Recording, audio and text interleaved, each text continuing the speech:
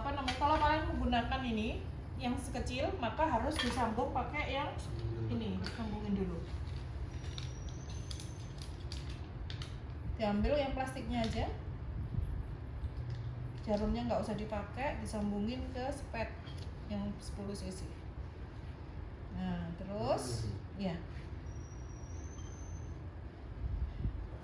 Nah kalau tadi kita karena curiganya pasien kena cairan, kita bisa ngetes cairan itu apakah dia asam atau basah. Itu boleh pertama kali bisa kita tes dulu. Kalaupun sudah tahu nggak dites juga nggak apa-apa.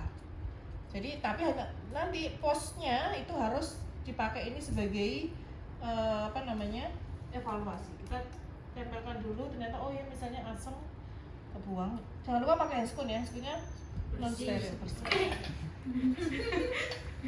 Nggak usah. Oke, kemudian ambil bengkok, dekatkan ke pasien.